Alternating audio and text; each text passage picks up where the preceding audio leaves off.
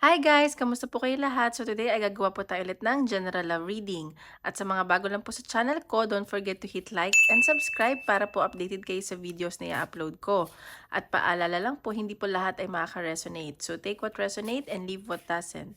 At sa mga gusto magpa-private reading, message na lang po ako sa Facebook or Instagram, Lastella Micaela Tarot, nasa description box below. At ipipin ko rin po siya sa comment box, okay? So tingnan natin, kanino energy kayo makukuha natin ngayon? General love reading. General love reading.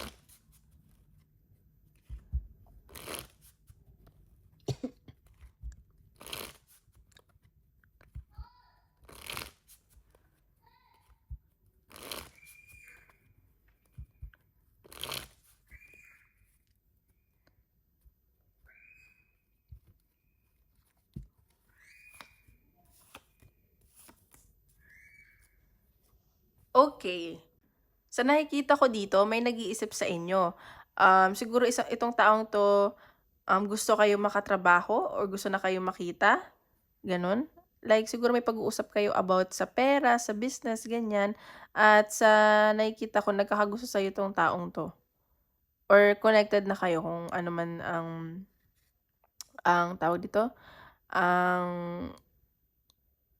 kung ano magre-resonate. Sorry guys, may tinignan lang. So ayan, so baka, may aayusin kayong documents or contract, ganyan.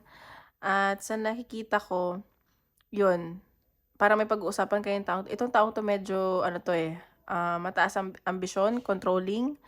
And sa nakikita ko, ano ba 'to, mataas ba tungkulin 'to? Baka boss mo 'to, ah. Ayan, ayan nakikita ko. So tingnan pa natin. Like lalago pa yung pera niyo sa isa't isa. Ayan, may taong nag-iisip sa'yo dito. Tingnan pa natin.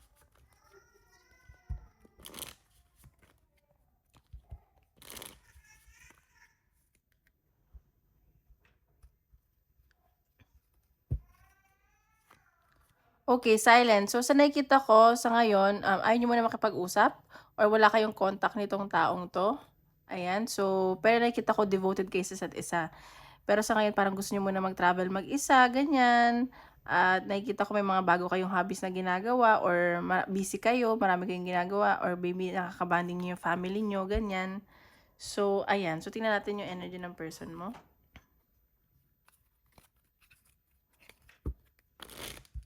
Energy ng person mo.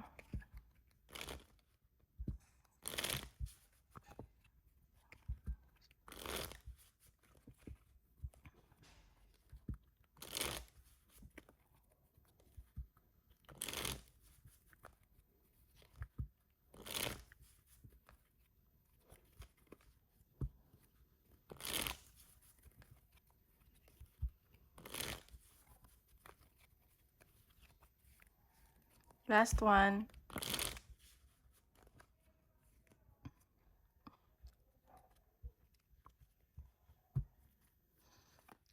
Okay, itong person mo, siguro tawag dito, nagpapaka-busy 'to sa trabaho niya at sa nakikita ko kuripot 'to, sa nafi-feel ko, ha. Sa nakikita ko medyo may pagka-possessive tsaka seloso gano'n, ganyan sa sense ko. Okay, Queen of Cups. So, itong person mo mahal ka nito or nakikita ka niya as like worth it mahalin and nakikita ka niya like very sensitive, emotional or i-reverse niyo na lang yung energy kung kanino magre-resonate. So ayan, so baka nakikita ka niya as very emotional, like mabait, gano'n. Ayan, so nakikita feeling niya siguro may gusto ka sa kanya, gano'n or may gusto. Ayan, so sa nakikita ko itong person mo gusto ng new beginning sa'yo or gusto niya magsimula ulit kasama ka, gano'n yung nase-sense niya or kung sa nase-sense ko kung mag-aano man kayo ng tawag dito, bubuo man kayo ng connection o relasyon, gusto niya sa'yo, gano'n yung nase-sense ko, sa nakikita ko, nafi-feel ko, nakikita ka niya as makakatulong sa kanya sa buhay, sa pera, gano'n. Six of Cups. So, ito kasing connection, nafi-feel niya parang stagnant. Pero sa nakikita ko, nami-miss ka nitong taong 'to, gusto ka nito makita. Like marami siyang inaalala na memories, gano'n, marami siyang iniisip. Ayan, nami-miss ka nito. Eight of Cups. So, sa nakikita ko parang gusto niyang mag-walk away, mag-let go. Ano ba water sign ba 'to? Medyo emotional, eh, ayan. So, baka ni-let go mo na 'to or ni-let go ka na niya or ile-let go ka niya, gano'n. Nine of Cups, okey. So, nase-sense ko na nage-gets ko na. Gusto niyang lumayo, pero hindi niya magawa. Kasi kontento siya sa connection niyo at napapasaya ka nitong taong 'to at nakikita ko yung fulfillment. Like, nabubuo mo yung araw niya or kayo gano'n din. Puro cups, water signs, very emotional. Six of Pentacles. So, sa nakikita ko, magkakaroon ng bigayan dito. Magiging ano 'to sa'yo, mag-e-effort 'to sa'yo, magiging generous 'to sa'yo taong 'to, sa nai-se-sense ko. Ace of Wands. So, attractive din 'tong taong 'to sa'yo, So, mag-ingat ka lang. Baka may mangyari sa inyo or nangyari na or sa nakikita ko may pag-travel din, may communication ako nakikita. Baka parang biglaan gano'n. Strength. So, nag-iipon lang 'to ng lakas ng loob. Pero nakikita ko, medyo ayun nga, powerful 'tong taong 'to. Mas mataas ba yung ranggo niya sa'yo or may katayuan, businessman, gano'n. So, ayan, nag-iipon siya ng lakas ng loob. Pero nakikita ko powerful 'tong taong 'to at nakikita ko restricted siya. O mahal ka nito, ayan. So, baka magkaiba lang kayo ng religion or baka kasal na 'to or gusto ka niya mapakasalan. Iniisip-isip ka nitong taong 'to. Sorry, guys. So, tingnan natin energy mo naman.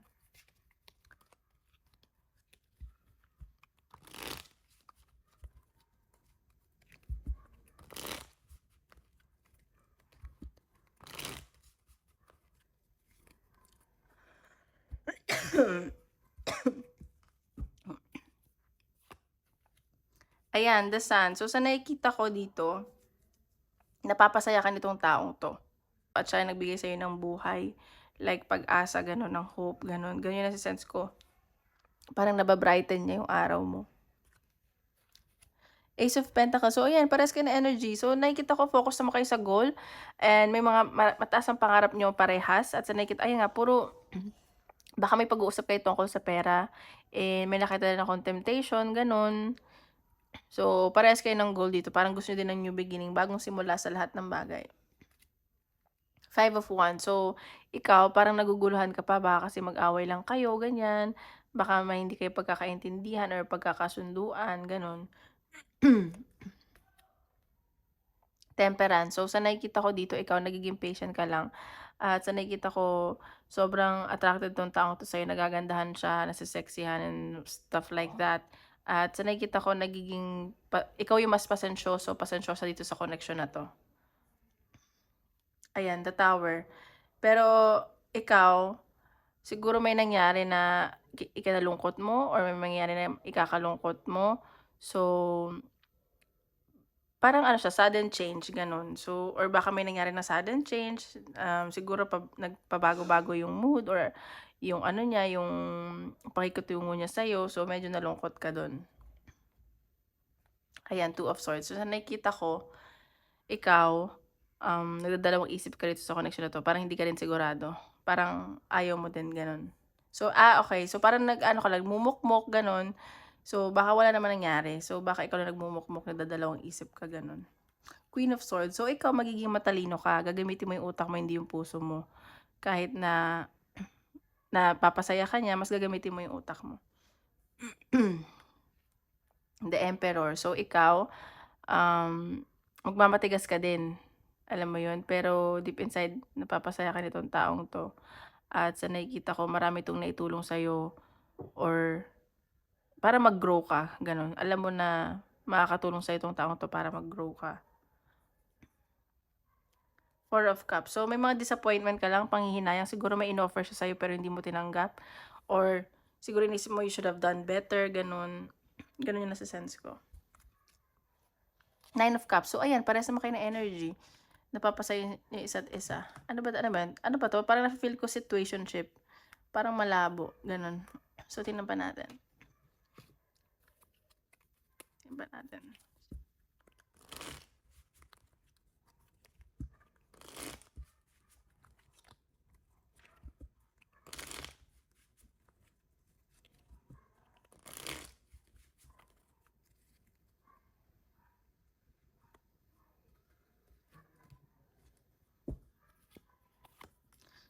Okay, new love, oh, ano 'to, sabi ko sa'yo parang bago, eh, bagong pag-ibig 'to. So, baka nga nagsisimula pa lang kayo, talking stage, gano'n. So sa nase-sense ko dito parang nabuhayan kayong parehas ng loob, gano'n, nagkakilala kayo. Alam niyo matutulungan niyo isa't isa, pero mag-ingat lang kasi read between the lines, what's hidden, okay? So baka may mga tinatago, so ayun, ingat lang, kilalanin niyo muna yung mga taong pinapapasok niyo sa buhay. Healing, releasing, so ayan, so baka nga hini-heal niyo yung isa't isa, yun yung nakikita ko. Like bagong ano 'to, eh, bagong connection. So itong taong 'to makakatulong sa'yo at ikaw makakatulong ka rin sa kanya. So ang nase-sense ko dito, kailangan niyo lang mag-usap ng maayos, ayan, text message. So baka may mga ite-text ka pero hindi mo naman ise-send or siya vice versa. So gano'n. So tingnan natin.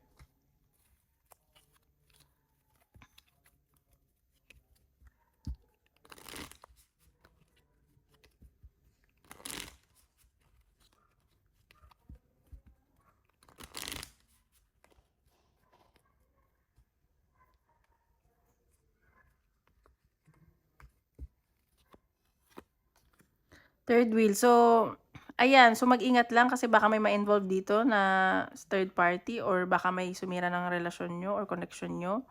Huwag lang basta-basta magtitiwala, okay? Ayan. So, baka na-imagine niyo na ikakasal na kayo or ito na yung gusto niyo mapangasawa, gano'n. Nakikita ko na or kung hindi naman, compatible kayo sa isa't isa. Masyado pa maaga. So, ayan, goal. So, baka, yun nga, magfo-focus kayo sa goal niyo parehas. Ayan, may blessing na paparating. So, blessing tong connection niyo. Okay? So, tingnan pa natin. Advice ng universe. Advice ng universe. Ayan, you are perfectly beautiful. So, ayan, wag kang matatakot, maging confident ka lang kasi parang maganda ka naman daw or tanggap ka niya at kung alam mo kung mahal ka talaga ng isang tao, tatanggapin ka kung ano ka at sino ka. Ayan, so, ayun lang. So, tingnan natin. Sa career naman tayo.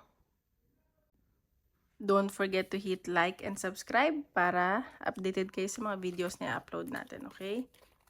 Tingnan pa natin.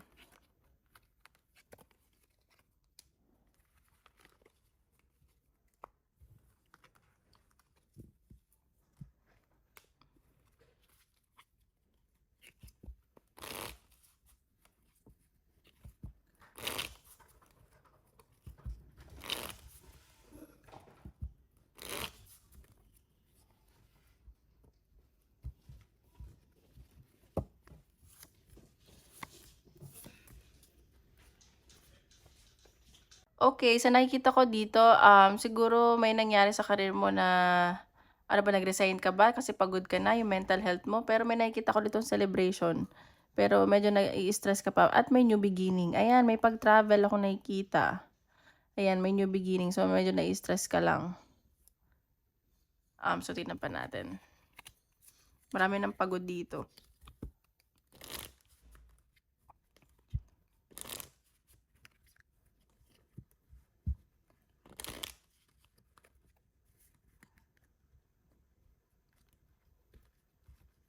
Oops.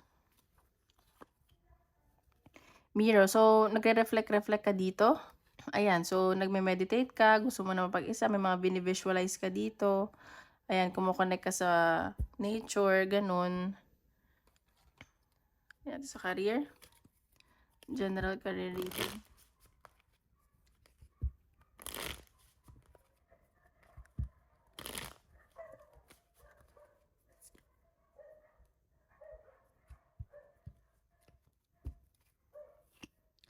Okay, the tower. So, may nangyari talagang sudden change dito sa career mo. Baka may nag-resign ka nga at may bago kang pupuntahan or may kailangan kang baguhin or sa sarili mo, gano'n, para mag-improve ka.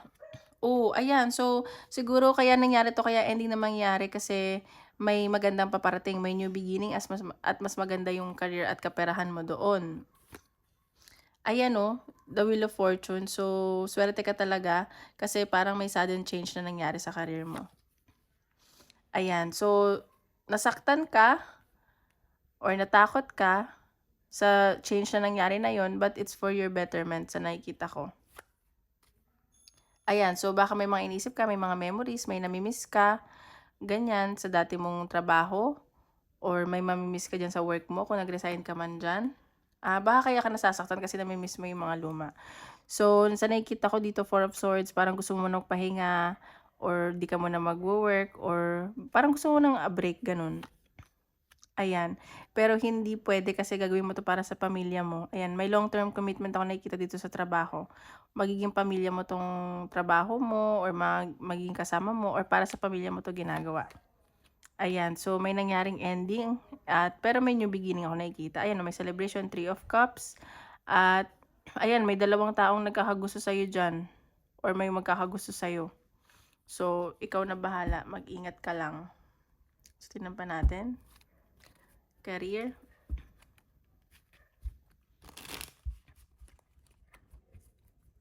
Career.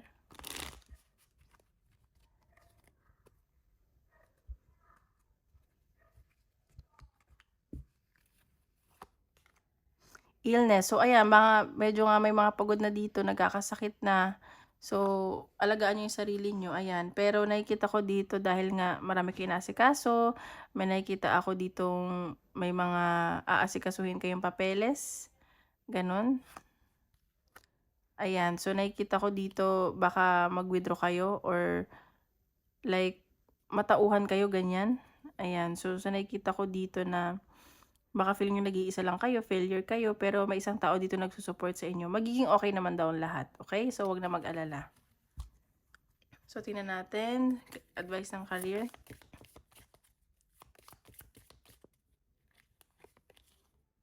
How are you dimming your light in order to fit in? So, sinasabi dito, bakit mo parang binabago yung sarili mo para lang matanggap ka ng ibang tao, which is hindi dapat. So, ayan, sinasabi dito, wag mong baguhin yung sarili mo para lang sa ibang tao, okay? Retreat, rest, and be held.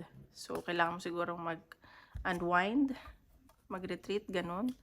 So, isip kayo ng question. Tingnan natin kung sasagot ni universe. Question.